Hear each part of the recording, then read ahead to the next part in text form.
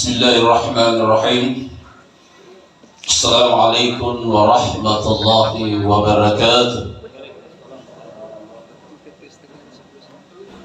Kenapa ibu-ibu ini tidak ada suaranya?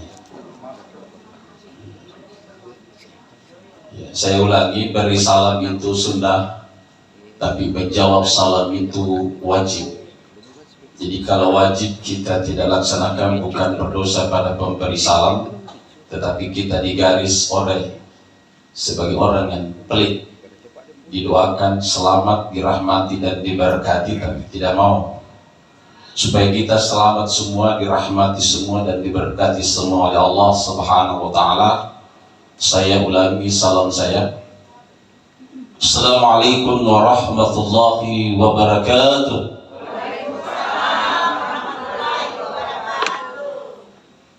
Yang sama-sama kita muliakan ahli bait, yang sama kita muliakan tokoh agama, tokoh masyarakat, tokoh ibu dan tokoh pemuda yang sempat hadir pada kesempatan ini.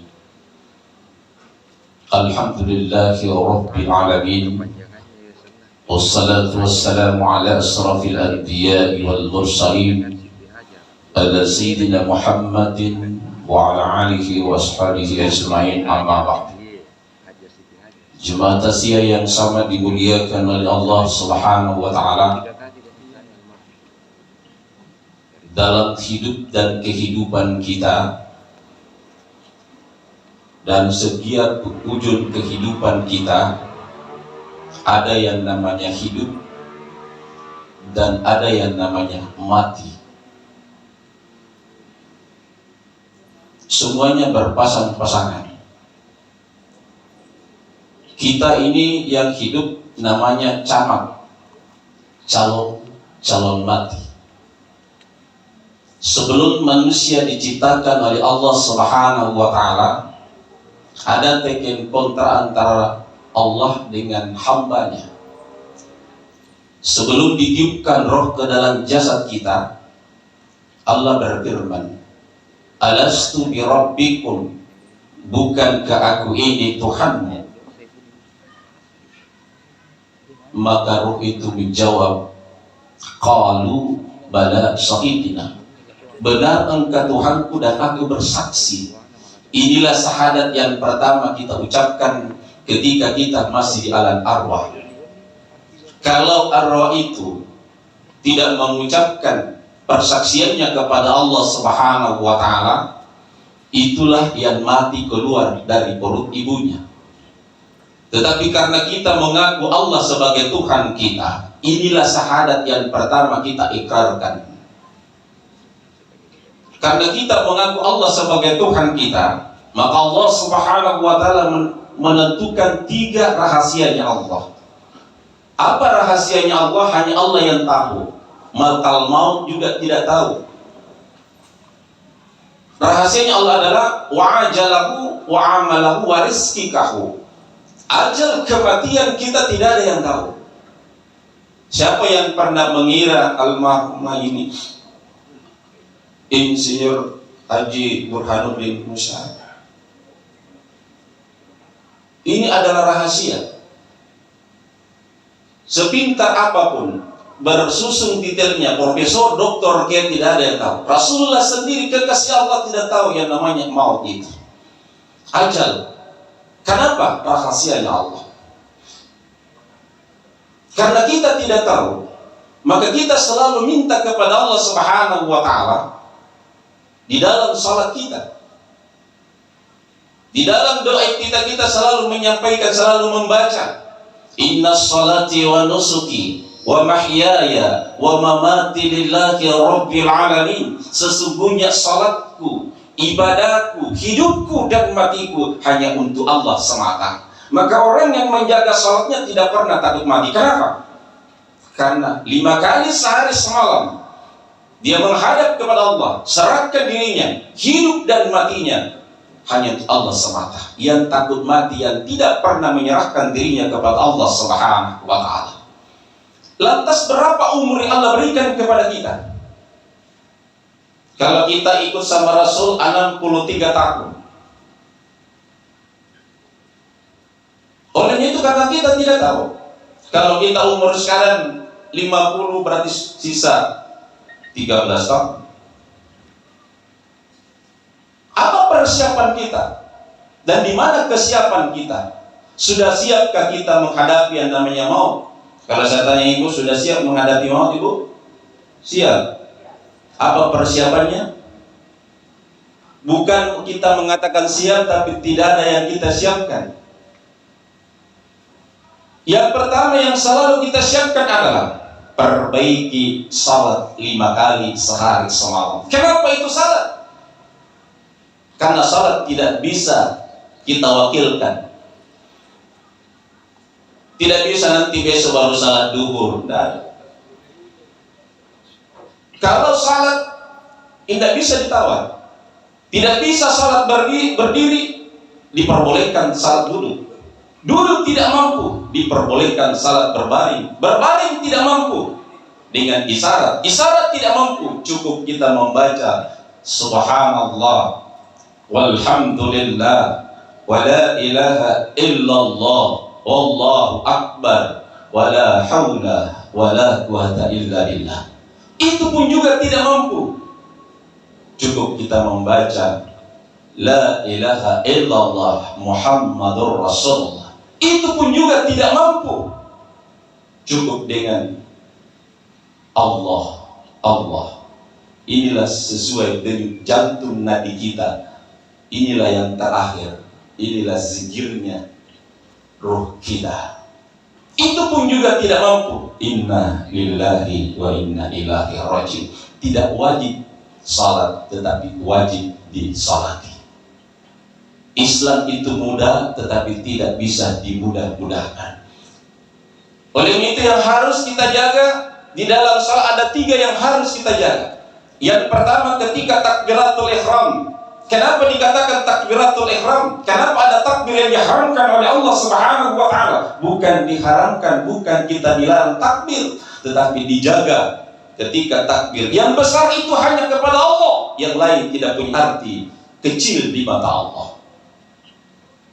Inilah yang mengantar sampai ke Sidratul Muntaha, menghadap kepada Allah. Setelah kita menghadap, Allah akbar kabira walhamdulillahi katsiran wa subhanallahi bukratan wa asila. Ini dikatakan doa kita. Doa ini ketika Rasulullah sallallahu alaihi wasallam keluar dari perut ibunya, bukan apa yang kita ucapkan tetapi yang diucapkan Rasulullah sallallahu alaihi wasallam, Allah akbar kabira walhamdulillahi katsira wa subhanallahi bukratan wa asila. Inilah pembuka pintu langit pertama sampai langit ke-7 sampai menghadap ke Sidratul Muntaha. Setelah dia menghadap kepada Allah Subhanahu wa taala, apa yang dihadapkan? Bagaimana caranya menghadap? Bukan berdiri, bukan ruku, bukan juga sujud, bukan juga duduk. Bagaimana Rasulullah menghadap kepada Allah ketika menerima salat? Dia menghadap dalam posisi bertahiyat. At-tahiyyatul mubarakatus salawatu lillah. Inilah salamnya Rasulullah, seorang hamba kepada Allah. Dijawab oleh Allah, assalamu alayka ayyuhan nabi wa rahmatullahi wa barakatuh. Diberikan salat kepada Rasulullah, dirahmati dan diberkati, tapi Rasulullah tidak mau selamat diberkati sendiri, tidak mau selamat sendiri, sehingga Rasulullah menjawab. Dia tidak mau selamat sendiri. Jamaah yang sama dimuliakan oleh kita didoakan untuk selamat bersama Rasulullah sallallahu alaihi wasallam. Maka salawat kepada Rasulullah sallallahu alaihi wasallam adalah pembuka diterimanya ibadah kita, diterimanya taubat kita. Perbanyak salawat kepada Rasulullah sallallahu alaihi wasallam. Jadi inilah salah satu dialog antara hamba dengan Allah, at-tahiyyatul mubarakatus salawatulillah. Dan salawat Allah kepada Rasul, assalamu alayka ayyuhan nabi wa rahmatullahi wa barakatuh. Dan dijawab oleh Rasul, assalamu alayna wa la ibadillahi shalih. Keselamatan atas semua umat yang mengerjakan amal saleh. maka seluruh umatnya Rasulullah yang mengerjakan amal saleh insya Allah akan bersama Rasulullah Sallallahu Alaihi Wasallam. Dan setelah itu, itulah lanjutan doa kita, inna salati wa nusuki wa mahyaya wa mamati lillahi rabbil alamin. Sesungguhnya salatku, ibadahku, hidupku dan matiku hanya untuk Allah semata. Dan yang kedua yang harus kita jaga ketika membaca surah Al-Fatihah, selesainya salat kita diterima, perbaiki bacaan Fatihah kita. Mulai dari Bismillahirrahmanirrahim. Jangan pernah tergopoh-gopoh kayak ada yang kejar ketika berdialog dengan Allah. Terkhusus ketika kita membaca Iyyaka na'budu wa iyyaka nasta'in. Hanya Engkau yang kami sembah dan hanya Engkau kami mohon pertolongan. Yang disembah hanya kepada Allah, mohon pertolongan hanya kepada Allah. Dan yang ketiga yang harus kita jaga di dalam salat adalah ketika transaksi antara hamba dengan Allah. Asyhadu an la ilaha illallah wa asyhadu anna Muhammadar Rasulullah. Jemaah yang sangat dimuliakan oleh Allah, inilah yang harus kita jaga. Termasuk usul ibadah salat kita. Ketika takbir kita mampu mengikat dalam diri kita ketika membaca surah Al-Fatihah, dan begitu juga ketika mengucapkan persaksian kepada Allah dan Rasulnya. Cuma yang sangat dimuliakan oleh Allah, ini yang pertama yang harus kita jaga dalam kehidupan kita. Kenapa harus salat? Dan sampai detik akhirnya Rasulullah Sallallahu Alaihi Wasallam yang keluar di mulutnya Rasulullah Sallallahu Alaihi Wasallam, as-salah, as-salah, as-salah. Jaga salat, jaga salat. Kenapa harus salat?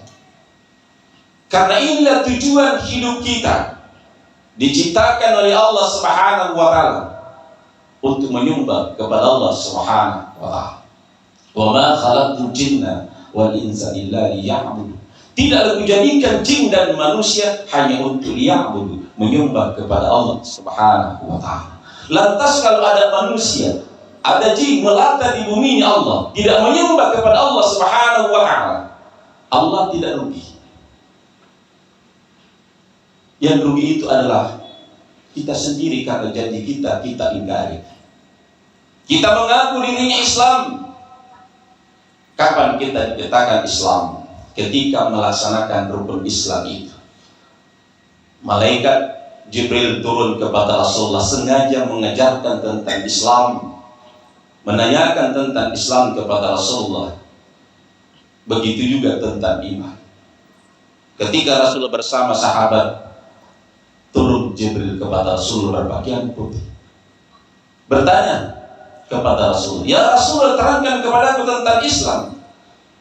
Jawab Rasulullah, al-Islam antas adalah ilaha illallah, aqimus salah wa atus zakah wa tasumu ramadan wa hajji fil bait man istata'a ilaihi sabila.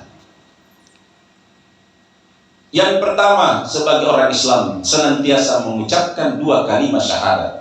Pengulangan dua kalimat syahadat ada di dalam salat kita, 17 rakaat, 5 kali sehari semalam. Itulah persaksian kita kepada Allah Subhanahu wa Ta'ala. Ini yang pertama. Bagi mustalah, dirikan salat. Dan setelah itu, watasum Ramadan, berpuasa pada bulan suci Ramadan, mengeluarkan zakat, dan naik haji bagi yang mau. Inilah rukun Islam kita. Dan salat tidak bisa diperwakilkan. Zakat bisa dibayarkan oleh saudara kita, orang tua kita. Haji bisa dibayarkan. Puasa bisa kita ganti dengan fidyah bagi yang sudah tidak mampu. Tetapi salat tidak bisa diperwakilkan. Jemaah yang sangat dimuliakan oleh Allah. Setelah itu ditanya lagi tentang iman. Ya Rasulullah, terangkan kepadaku tentang iman. Antu'minu billah wa malaikatihi wa kutubihi wa rusulihi wal yawmil akhir. Beriman kepada Allah. Semua orang mengatakan saya beriman. Maka yang pertama dipanggil, baik itu salat, puasa, zakat, haji, selalu diawali dengan ya ayyuhalladzina amanu. Yang selalu dipanggil untuk bertakwa, ya ayyuhalladzina amanu taqullaha haqqa tuqatih wa la tamutunna illa wa antum muslimun. Setiap khatib pada khutbahnya, baik khutbah pertama, kedua, selalu menyampaikan ittaqullah. Bertakwalah kamu kepada Allah Subhanahu wa taala dengan sebenar-benarnya takwa kepadanya, dan janganlah kamu mati melainkan kamu dalam keadaan beragama Islam. Tiap Jumat khatib selalu menyampaikan sebagai rukun khutbah, hai orang yang beriman, bertakwalah kamu. Bagaimana takwa yang sebenar-benarnya? Bukan kita mengatakan saya sudah bertakwa. Takwa itu tidak dilihat. Saya sudah beriman. Yang bisa menilai kita takwa adalah Allah Subhanahu wa taala. Bukan dilihat dari pakaian kita, bukan dilihat karena bersusun titelnya, bukan itu. Allah tidak melihat itu. Tetapi yang dia lihat dan dia nilai Allah Subhanahu wa taala adalah hati kita. Maka perbaharuilah imanmu dengan senantiasa banyak membaca la ilaha illallah. Jadi cara memperbarui keimanan kita, senantiasa kita berzikir kepada Allah Subhanahu wa taala. Setelah itu, apa yang harus persiapkan? Perbaiki hubungan kita kepada sesama manusia. Tadi ibadah kepada Allah, salat, puasa, zakat, dan haji kita adalah hablum minallah kita. Hubungan kita kepada Allah. Dan hablum minan nas kita bagaimana? Hubungan kita kepada manusia bagaimana? Olehnya senantiasa kita perbaiki hubungan kita. Jangan pernah ada musuh kita. Dan selalulah kita memohon maaf duluan. Jangan menunggu.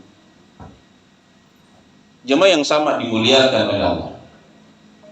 Setelah itu, setelah rukun Islam, rukun iman kita lakukan, kita laksanakan, maka disitulah kita masuk penilaian tentang apakah kita sudah masuk dalam kategori orang bertakwa. Setelah kita melaksanakan rukun Islam dan rukun iman itu sendiri, maka kita sudah masuk dalam orang yang beriman dan masuk dalam kategori orang yang bertakwa kepada Allah Subhanahu wa taala. Dan bagaimana cara bisa mati di dalam Islam? Apa yang harus kita lakukan supaya kita bisa mati di dalam Islam? Syaratnya adalah biasakan hidup kita ini hidup di dalam Islam.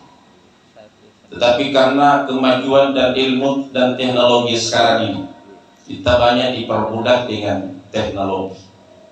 Lebih banyak membaca SMS, WA, Instagramnya, FB-nya daripada membaca zikir, salawat, dan membaca Quran. Inilah orang yang rugi dalam hidup dan kehidupan. Jadikanlah media elektronik itu sebagai alat untuk mendekatkan diri kita kepada Allah Subhanahu wa taala. Inilah yang harus kita hindari dalam kehidupan kita. Dan setelah itu, dalam menghadapi kematian, setelah kita sudah siap menghadapinya, ada ajaran Rasulullah Sallallahu Alaihi Wasallam yang diajarkan Rasulullah kepada istrinya Siti Aisyah. Karena mati itu ada dua, ada mati kubra, ada mati subra, ada mati besar, ada mati kecil. Besar itu kubra, inilah almarhum orang tua kita Syekh Haji Burhanuddin. Ini namanya mati kubra. Yang mana itu mati subra? Itulah tidur. Disinilah kita belajar mati. Seperti yang diajarkan Rasulullah Sallallahu Alaihi Wasallam kepada istrinya Siti Aisyah. Wahai istriku Aisyah, sebelum kamu tidur, apa yang perlu dipersiapkan? Anggaplah bahwa kita akan menghadapi sakaratul maut. Posisikan diri kita, biasakan diri kita dalam posisi suci, bersih dalam keadaan wudu. Itu yang pertama. Yang kedua, hatamkan Al-Quran 30 juz, kata Rasulullah kepada istri. Bisa bu, 30 juz sebelum tidur? Bisa? Ada yang bisa? Yang penghafal Al-Quran? Tidak ada yang bisa. Sama jawabannya Siti Aisyah. Saya tidak mampu ya Rasul, jangankan 30 juz, 1 juz saya tidak mampu. Tidak tidur gitu kalau 30 juz. Kata Rasulullah kepada istrinya, cukup kamu membaca surat Al-Ikhlas 3 kali, itu sama nilai pahalanya kamu telah mengkhatamkan Al-Quran 30 juz. Bisa bu? Surah Al-Ikhlas. Ada pernah tanya ibu-ibu, tahu juga Ustaz, baca surah Al-Ikhlas, bilang lawahat, sudah tahu gitu ya. Harus tahu namanya dan tahu apa yang kita baca. Yang kedua, apa diajarkan Rasul kepada istrinya? Wahai istriku Aisyah, sebelum kamu mati subra, mati kecil, hajikan dirimu. Gimana caranya ya Rasulullah? Melaksanakan haji itu kalau orang yang tinggal di tanah haram harus keluar di tanah halal. Berniat di situ baru masuk. Biasanya mulai baik umrah, haji itu selalu mulai di tanah ini. Disitulah mulai. Gimana caranya ya Rasulullah melaksanakan haji? Kata Rasulullah, cukup kamu membaca sebelum kamu tidur, membaca subhanallah walhamdulillah wa la ilaha illallah wallahu akbar wa la hawla wa la quwata illa billah 7 kali. Itu sama nilai pahalanya kita telah menghajikan diri kita. Yang ketiga, pesan Rasulullah SAW kepada istrinya, jadikanlah Nabi dan Rasul memberikan syafaatnya kepada kamu. Gimana caranya ya Rasulullah? Maka kita disuruh untuk bersalawat sebelum tidur. Allahumma salli ala Sayyidina Muhammad wa ala ali Sayyidina Muhammad. Setelah itu, yang keempat, wahai istriku Aisyah, sebelum kamu mati, daftarkan dirimu sebagai penghuni surga. Sudah ada namamu di dalam surga. Kalau saya tanya ibu, kalau mati sebentar ada minamata sebagai database sebagai penghuni surga? Ibu, ada nih? Jangan dulu mati kalau belum ada daftar database sebagai calon penghuni surga. Apa jawabannya Siti Aisyah? Saya belum tahu juga ya Rasulullah.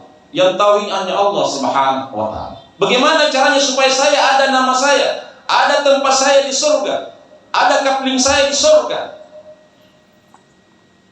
Kata Rasulullah, akhiri tidurmu dengan kalimat tauhid, la ilaha illallah Muhammadur Rasulullah. Man qala la ilaha illallah akhirul kalami dakhalul jannah. Siapa yang mampu mengucapkan kalimat la ilaha illallah di akhir hidupnya, dakhalul jannah, dia langsung masuk surga. Tetapi tidak semudah itu kita ucapkan. Kalau dalam hidup dan kehidupan kita tidak pernah latihan, tidak pernah kita baca, maka perbanyaklah kita berzikir kepada Allah Subhanahu wa ta'ala dimanapun kita berada. Bukan saja dalam menghadapi tidur, mau keluar rumah, masuk rumah, di atas mobil, di atas motor, di atas pesawat, selalulah berzikir, mengingat kepada Allah Subhanahu wa ta'ala. Kalau Allah tidak berkehendak ketika kita berada di atas pesawat, maka inna lillahi wa inna ilaihi raji'un. Ketika Allah tidak berkehendak lagi kepada perahu kapal laut itu, maka kita akan kembali. Siapa yang bisa menolong kita? Olehnya itu selalu diingatkan, selalulah kita lindungi diri kita. Ketika Rasulullah SAW selalu mengajarkan, baik ketika dia mau tidur, baik dia meninggalkan rumahnya, baik dia bangun tidur. Apa ketika dia tinggalkan rumahnya? bukan berangkat dengan sebuah lagu. Kenapa banyak yang celaka, banyak yang celaka dalam perjalanannya? Karena dia lupa Tuhannya ketika dia tinggalkan rumahnya. Kita duduk, tanamkan hati, satukan jasadia kita dan ruh kita. Bayangkan diri kita bahwa tujuan kalau mau ke Kendari, kita sudah sampai ke Kendari, baru tinggalkan Kolaka.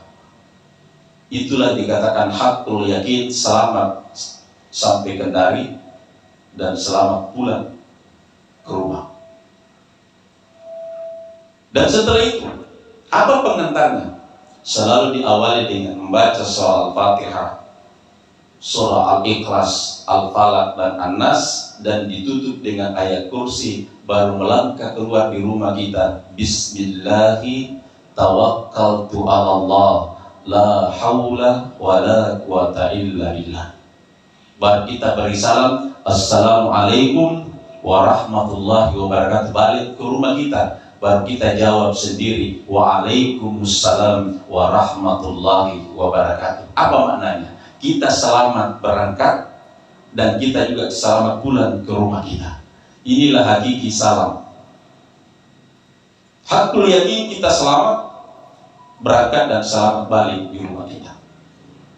Jemaah yang sama dimuliakan oleh Allah. Dan ketika di atas mobil kita, jangan pernah lupa mengingat kepada Allah Subhanahu wa ta'ala. Perbanyak salawat dan zikirnya Nabi Yunus alaihi salam. Siapa yang selalu membaca, mengamalkan zikirnya Nabi Yunus, tidak akan diturunkan bala kepadanya. La ilaha illa anta subhanaka inni kuntu minadz zalimin. Insyaallah. Jemaah yang sama dimuliakan oleh Allah. Setelah itu,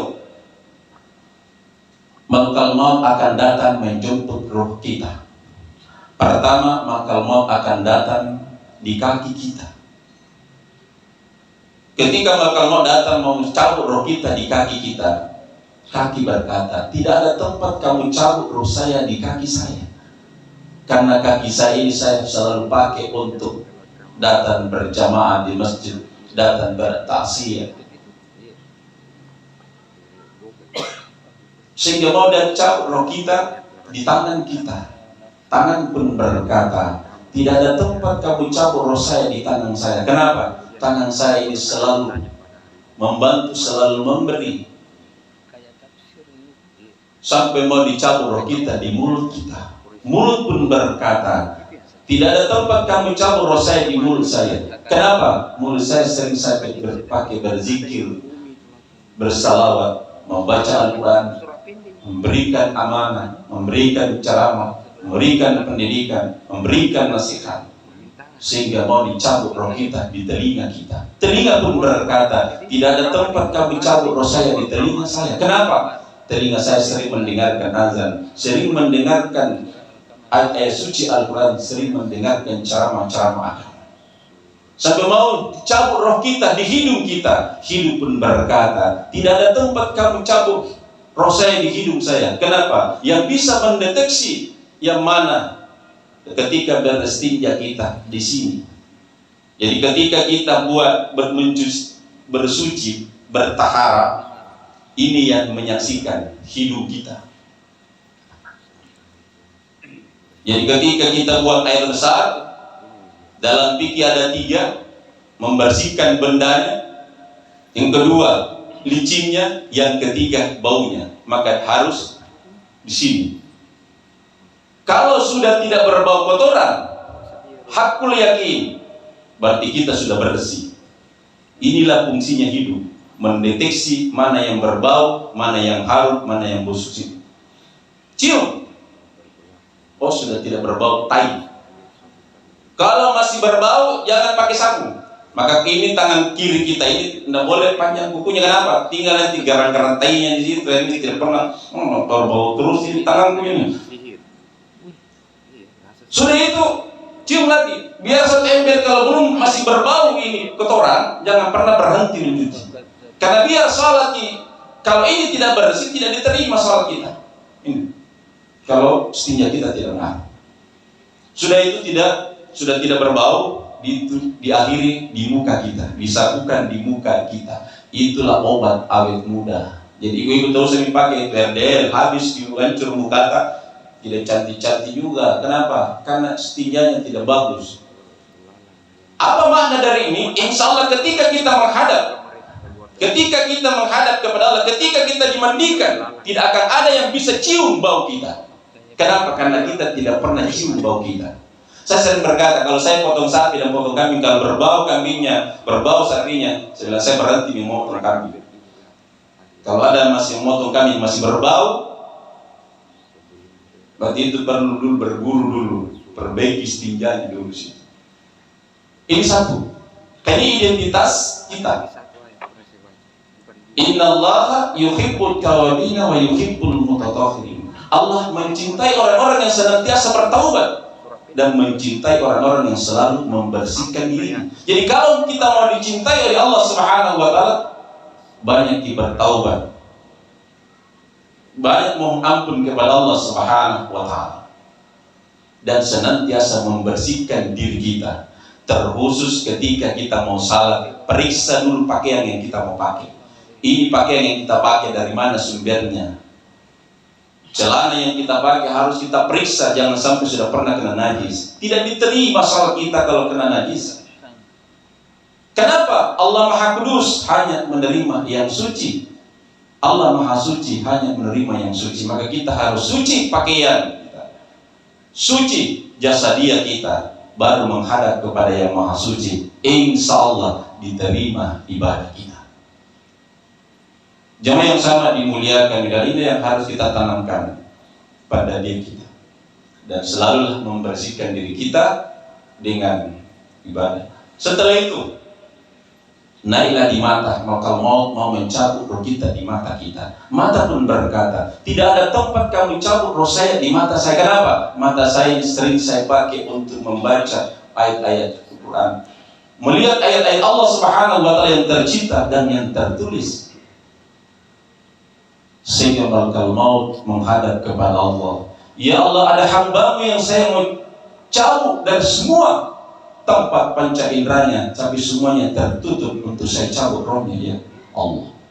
Apa kata Allah kepada malakal maut? Wahai malakal maut, itulah hamba-Ku yang taat kepadaku. Itulah hamba-Ku yang taat, yang bersyukur mengabdikan dirinya kepadaku. Maka tulislah namaku di telapak tanganmu, dan perhadapkan kepada hamba-Ku yang taat kepadaku. Ditulislah di telapak tangannya, malakal maut, la ilaha illallah. Dan setelah itu kita kembali kepada Allah dengan ridha dan diridhoi oleh Allah Subhanahu wa taala.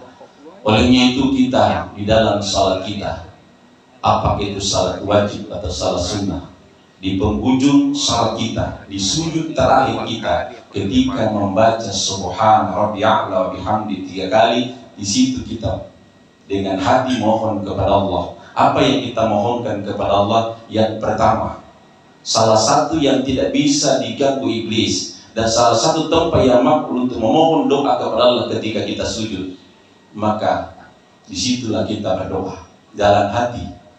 Apa yang pertama kita minta?